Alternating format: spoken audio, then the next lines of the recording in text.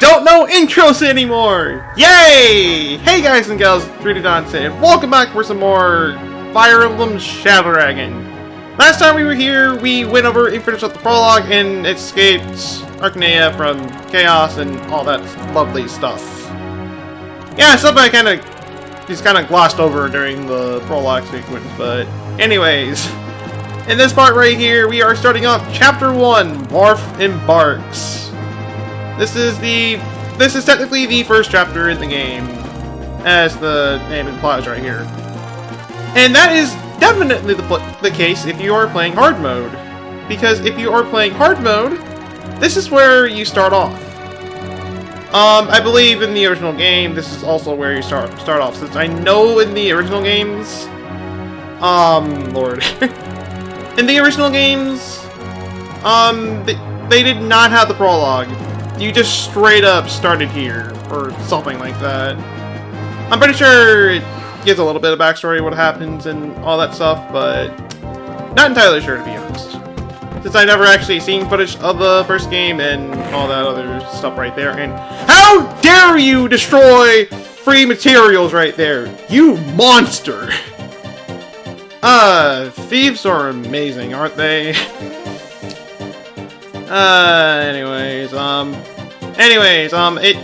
Lovely invasions are going off by bandits, and apparently they are a lot more powerful than a kingdom. How does that work? Yeah, I'm like, seriously, how does that work? It's not even like some kind of like unique clan or anything like that. It's just generic bandits. Yeah, seriously, I don't really get that, but alright, fine. Whatever. Anyways, I guess I can bring up the music right here real quick. This is the standard theme we're gonna be hearing throughout most of the game right here, and it's alright. Not one of my personal favorite themes, but yeah. Yeah. One thing I can mention right here, since I didn't mention it during the prologue right here, but your only way of entering villages in this game is that you have to have Marth enter them. Yes, you have to do that. That is one of the few bugs I have about this game, since this was not a thing in any other Fire Emblem games. At any other Fire Emblem game, you are able to go over and enter the villages just fine. For some reason, you can't do that here. I never really understood why, but it is what it is. It is what I'll say right there. Anyways, what we had right there is the armory, which is pretty much your weapon chart. Your weapon chart. 100% that. Totally. No, it's your weapon shop of the game.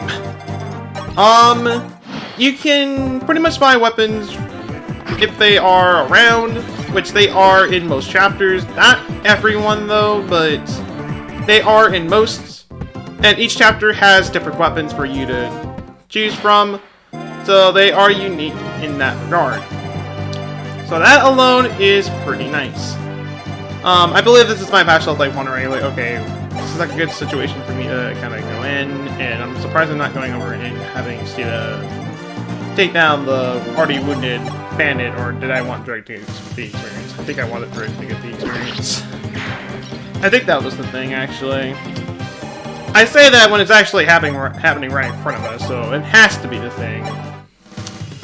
But anyways, while we're going through this chapter right here, in the start of this chapter, we gain Sita and Drug.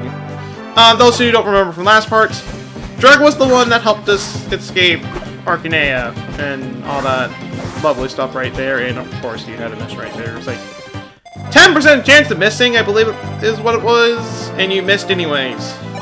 And I think I'm now kind of panicking right here. I'm like, oh shoot, what am I gonna do? What am I gonna do? Something like that, but anyways. Point is, we have those two units at the beginning right here. Jeez. Kind of going into their unit type, I guess I should say. Drag is a knight, which is pretty much your physical tank of the game. They are able to take physical hits very well, but they cannot take magic hits so well, is what I'm trying to say right here. So, if you ever want a tank to use for any Fire Emblem game, Knights are the ones that... Knights will be able to want... Jeez. Knights are the ones that are able to get the job done very well for that reason alone. And then we have Sita, who is a Pegasus Knight. Pegasus Knights are flying units, this is our first flying unit in the game. It's pretty much our early game flying unit, actually. Lord on Melly. Flying units have a lot of movement. They are pretty much similar to Cleveries, actually, but unlike Cleveries, they can literally go just about anywhere, except for walls, which is, well, any unit, actually. It's like that for any unit, so it makes sense there. They have high movement, able to traverse through almost anything. But, and they have pretty good speed. They have great speed, great skill, and that in that regard. I'm about to say, I'm doing terrible. Well, I'm not really doing a good job at explaining what Pegasus Knights do, but pretty much they are nice units to have around, but fair warning when you use them. Be careful around enemy archers, because flying units do have a major weakness to bows. Keep that in mind when you are using a flyer. So, there is that much right there, and I will warn you guys right there. Something I can talk about Sita specifically, though, is that she is the only character that is able to use the Wing Spear, which is pretty much a more powerful rapier. It has advantage against mounted units, and it has advantage against knights, and it does a lot more damage. Overall, it is an excellent weapon for her, and because of that, she is probably one of the better units in the game for that reason alone. Not in my opinion either, and it's not even my opinion. It's just straight up. That's just straight up the facts right there. Anyways, I don't know what my past shelf right here is doing. I think I actually want to have Kane kill one of the pirates right here, but he can't actually do that. So I'm leaving that to Abel with his iron sword. Not entirely sure if I actually do get the kill off or not with that. Okay, I do. Good. So there is that much right there, and we have another right there. I don't think it's gonna cause too much trouble. Well, I say too much trouble, but then again, I have Cedar around him. Well, around him, so anything's possible, really. And I think I'm actually gonna have Cedar try to. Well, I don't think I'm gonna have Cedar try to kill him or anything like that, but. Oh, actually, I don't know what I'm actually thinking about right here. I said that, but I recorded this like a few days ago, actually.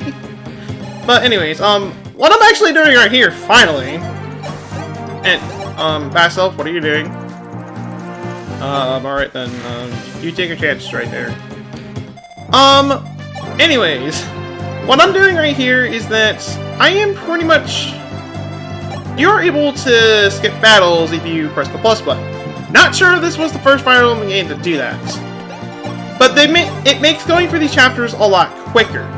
The reason why I wasn't doing it during the prologue is because I wanted to show off the battle. I wanted to show off the battle animation for Lord knows what reason, actually.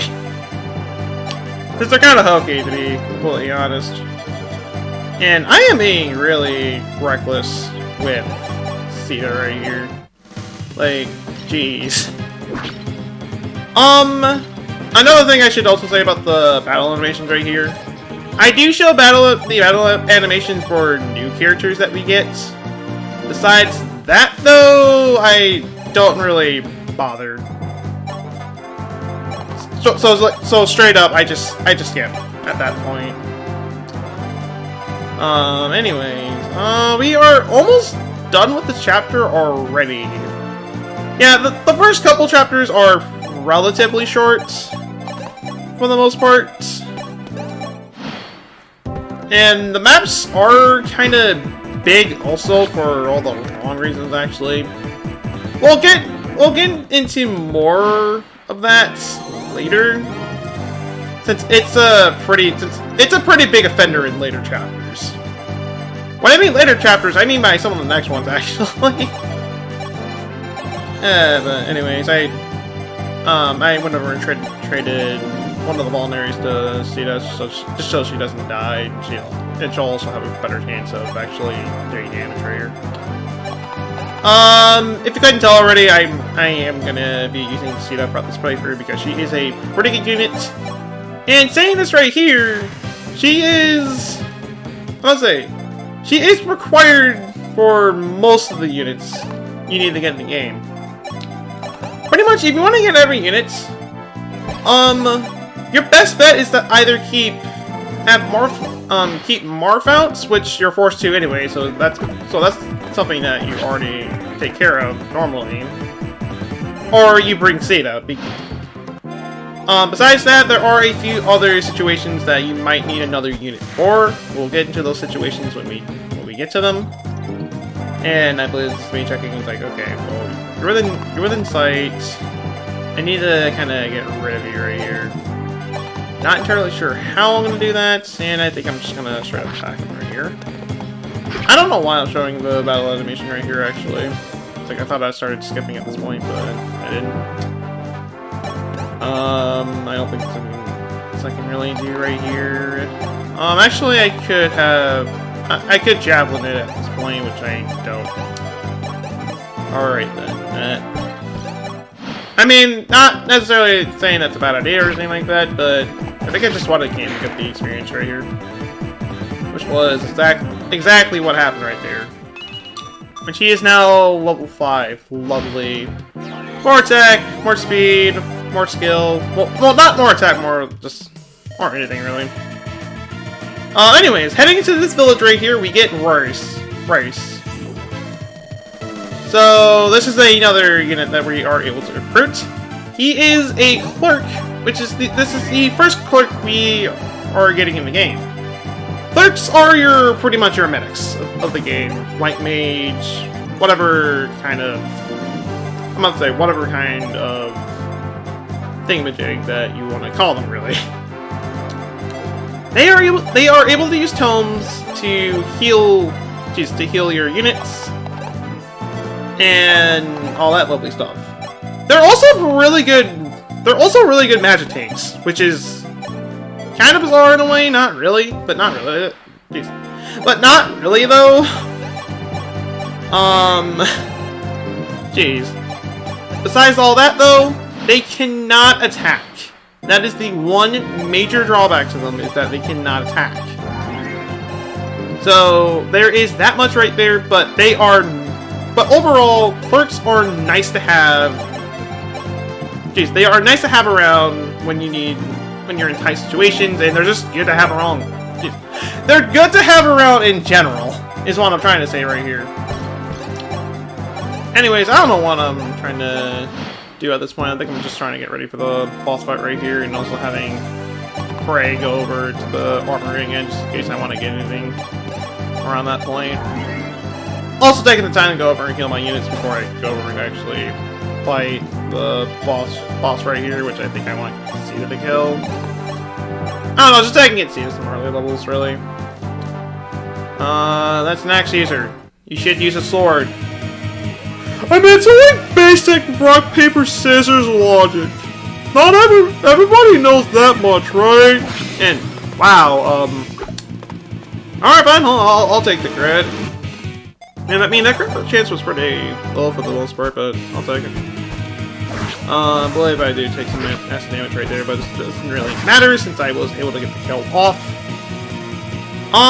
Something I should say right here is that if you kill a boss, you get a lot more experience than your average normal nukes.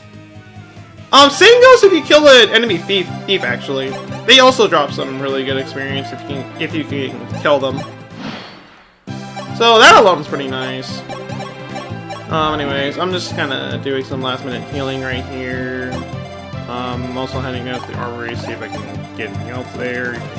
I think I did go over and buy some javelins before I end the chapter off right here. Then again, I think I do. I'm not entirely sure if I do or not. Just taking some more time to heal my units up right here. Is there anything there I'm gonna buy? Not entirely sure. Okay, I do buy some javelins. Alright then. Something I never actually said right here, I also bought an iron axe.